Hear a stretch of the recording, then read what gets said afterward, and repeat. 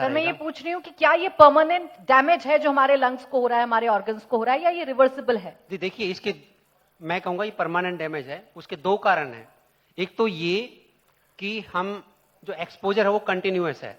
ऐसा नहीं है कि आज हम अच्छी हवा में सांस ले रहे हैं और कल खराब हो गई है, ऐसा नहीं है।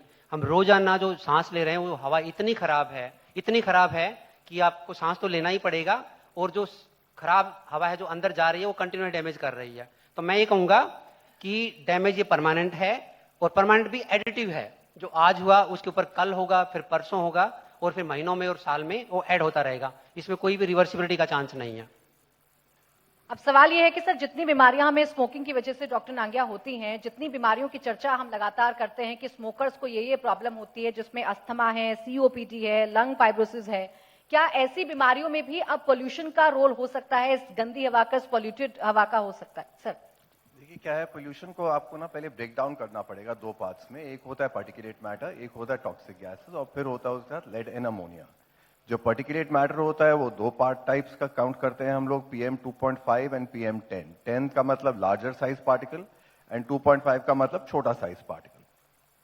सो जो पार्टिकुलेट मैटर 10 एंड अबव होता है वो तो यूजुअली नेजल लेवल पे ही फिल्टर आउट हो जाता है, थ्रोट लेवल पे फिल्टर आउट हो जाता है, उससे ज्यादा प्रॉब्लम नहीं होती।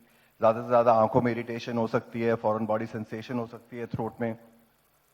पर जो PM 2.5 और स्मॉलर पार्टिकल है, जिसको हम अल्ट्रा फाइन पार्टिकल भी कहते हैं, वो आपके डायरेक्टली लंग्स के अंदर जाता है। जो गैसेस होती हैं जैसे कि sulphur dioxide, nitric oxide, ozone, carbon monoxide, ये सारी भी डायरेक्टली लंग्स के अंदर जाती हैं, और लंग्स से जो हमारे एयर सैक्स होते हैं जिनको हम एल्वेलाई कहते हैं, वहां से ट्रांसफर होकर ब्लड स्ट्रीम में एक इन्फ्लेमेटरी कैस्केड कॉज करके बॉडी के हर हिस्से में ट्रैवल करती हैं। अगर आप spectrum of damage because of air pollution देखें तो right from head to toe, every organ of the body can be involved because of air pollution. Asthma, chronic obstructive pulmonary disease, hypersensitivity pneumonitis, respiratory tract infections, allergies, ये तो lung related हैं जो सबसे common है। इसके beyond lung cancer, जो lung cancer पहले सिर्फ एक स्मोकर्स कैंसर माना जाता था, आजकल हम काफी नॉन स्मोकर्स में भी देख रहे हैं। ऑलमोस्ट परसेंटेज बढ़ बढ़ के अब 50% पे आ गई है लंग कैंसर नॉन स्मोकर्स में होने की, जो पहले सिर्फ 25 या 20% हुआ करती थी। उसके बियॉन्ड जब ये इन्फ्लेमेटरी कैस्केड ट्रैवल करके हार्ट में जाता है तो वहां पे हार्ट अटैक्स कॉज कर सकता है, अरिथमियाज कॉज कर सकता है, प्रीमेच्योर डेथ्स कॉज कर सकता है, ब्रेन में जाके स्ट्रोक कॉज कर सकता है। अभी रीसेंट स्टडीज आई हैं जिन्होंने कहा डिमेंशिया कॉज कर सकता है, पैनक्रियाज में इफेक्ट करता है तो शुगर्स पे इफेक्ट आ सकता है उससे, जॉइंट्स में जाता है तो इन्फ्लेमेशन कॉज करता है वहां पर, रूमेटॉइड आर्थराइटिस का अब लिंक इसके साथ देखा जा रहा है।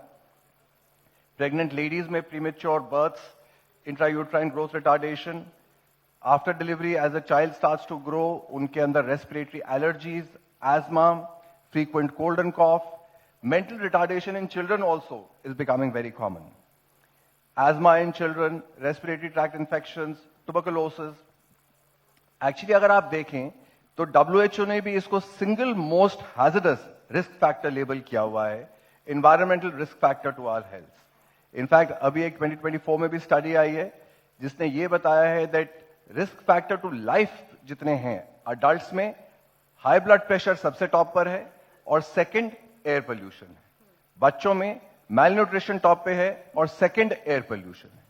So imagine this is being considered as the second most hazardous risk factor to our lives because it can cause direct death.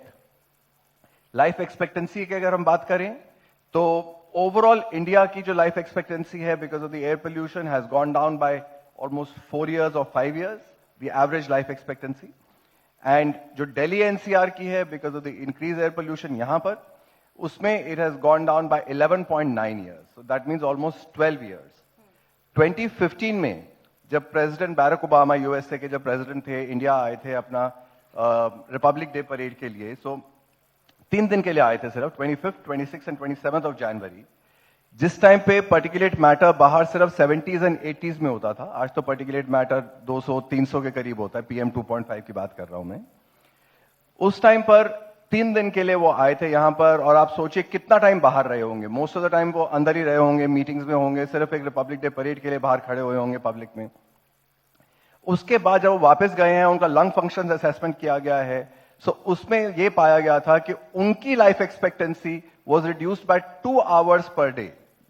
सो 3 दिन सिर्फ यहां पे रहे और थोड़ी सी देर के लिए बाहर एक्सपोजर हुआ उनका, और 6 घंटे का उनका लाइफ स्पैन कम हो गया, एवरेज एक्सपेक्टेड।